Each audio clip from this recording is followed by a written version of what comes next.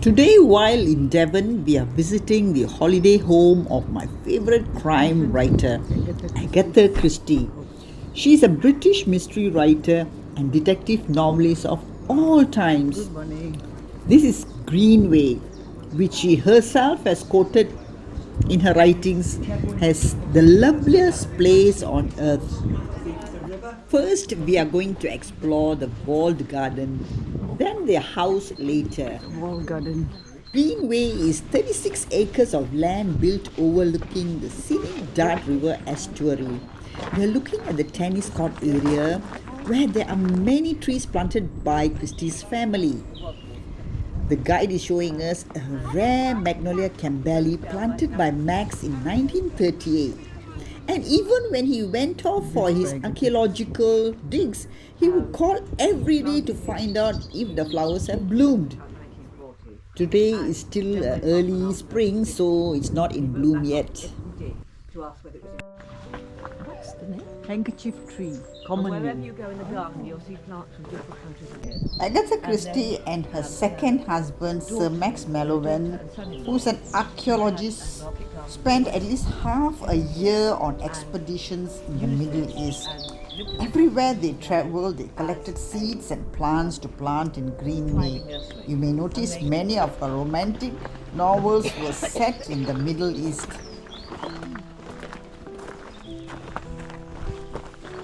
Here in the South Wall Garden is a winery. The plants here are tropical and desert plants that need high temperatures. So they are protected here from the cold. Oh, look at that. Looks like this passion for plants has been inherited by her daughter Rosalind Hicks and her husband. So they have also continued planting plants from all over the place here. The wall garden has a magnificent Cornish influence.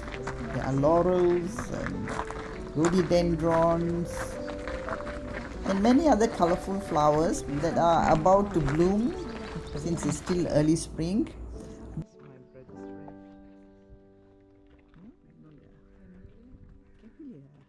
It is said that Christie has spent many pleasurable moments in this vast green lawn playing croquet with her family and friends during the holidays.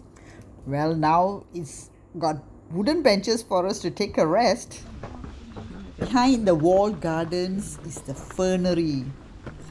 It's quite quirky here because here is the pet cemetery. The family's pets are all buried here. This must be really an old tree.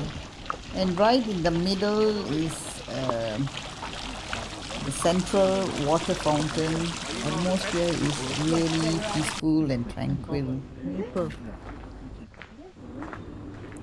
This is Dame Agatha Christie's house in Greenway, and she moved into this house with her archaeologist husband Sir Max Mallowan in 1938. Actually, Agatha knew of Greenway from her childhood since she grew up in these areas in Agatha Turkey. Christie's She has house. once recorded it as the most perfect property on the river Dart.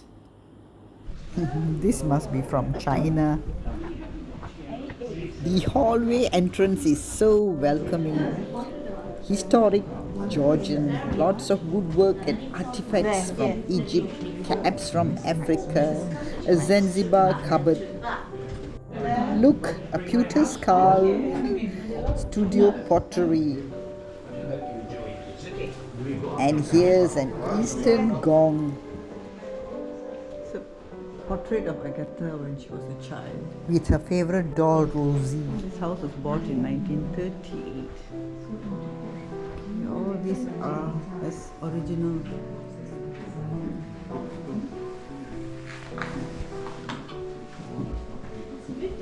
The things from all over the room. See, there's a Buddha. In this morning room are displayed belongings of Christie from her childhood home. That's her doll Rosie in the corner chair. Drawing room. Oh, I hear music. We are headed to the drawing room. Here I can imagine Christie reading the latest chapter of her book and the family trying to guess the murderer.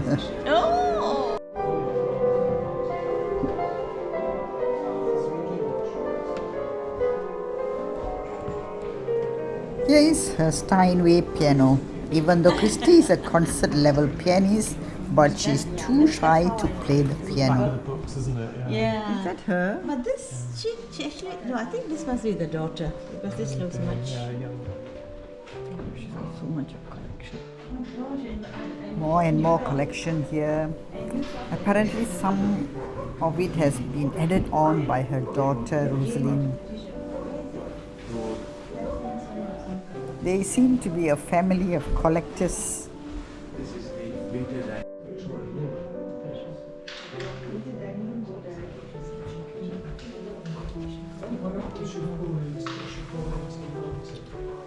This is Christie's Dame of the British Award, which she kept hidden behind all this crockery.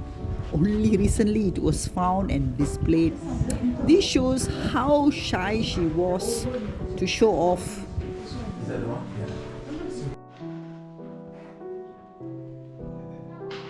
Agatha Christie had a passion for food. She is known to prepare her meals and write her recipes in her book. She loved Devonshire cream. The kitchen is still equipped with mid-20th century appliances and has a stone floor.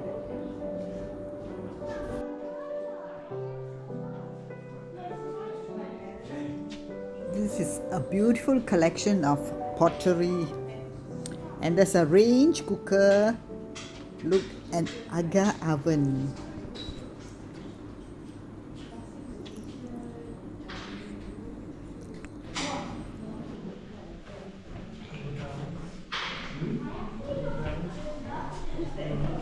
Oh, here the alarm is a bit different. Yes, it's slightly different. The bells from the rooms, the various rooms. But they don't have.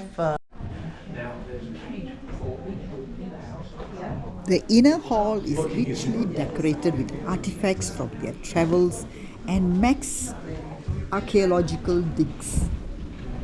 This serene Buddha was actually found by Max on an archaeological dig and is on a long-term loan from the British Museum right now. Numerous paintings adorn the walls along the staircase here.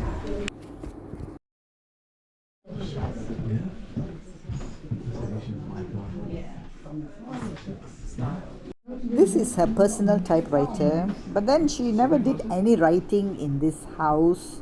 Most of her writings were done in London or in hotel rooms. This house was more for holiday and relaxation. For me, just saying this, the first saying this is edition enough. of Agatha Christie.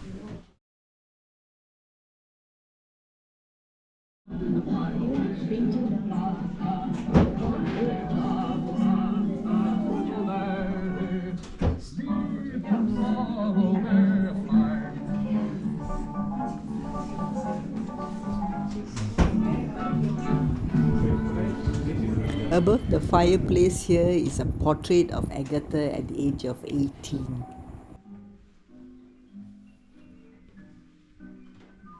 Straw bed was her second husband Max, his campaign bed. Now, he used to travel abroad to do his archaeology work, and he took his bed with him. Oh, As you do. Yes. this is his camping.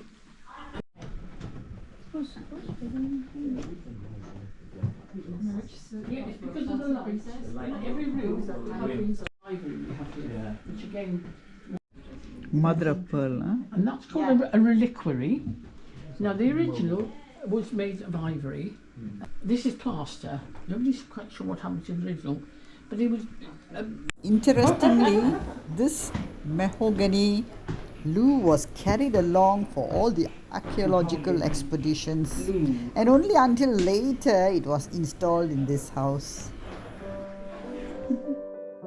the family dining room where celebrations took place and guests were invited for generous meals.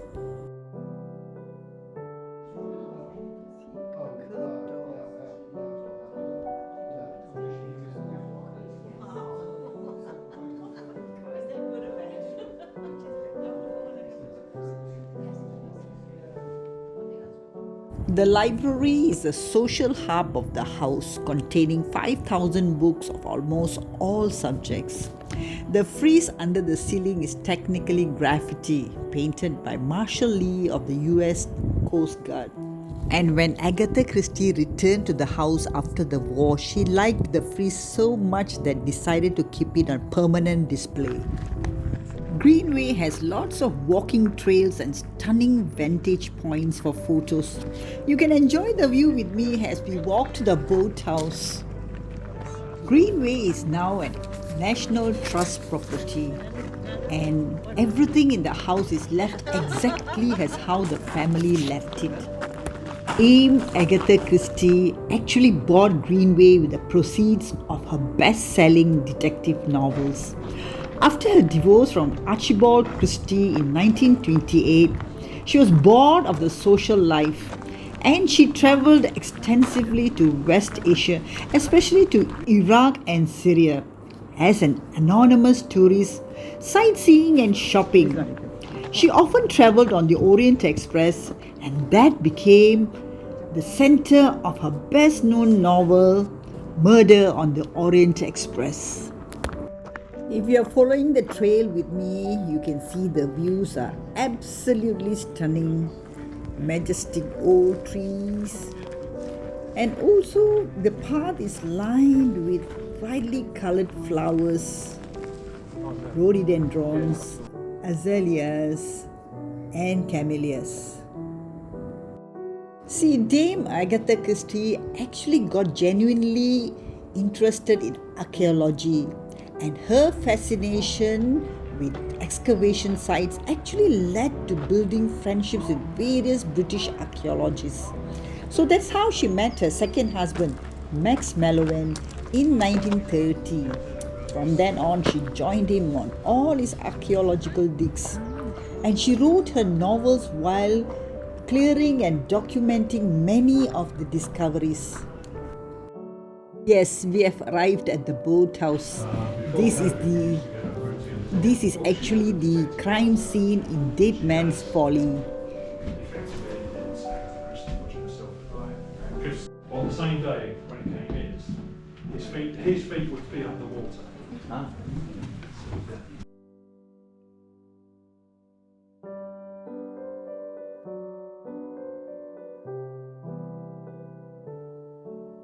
We are ending the visit at the battery.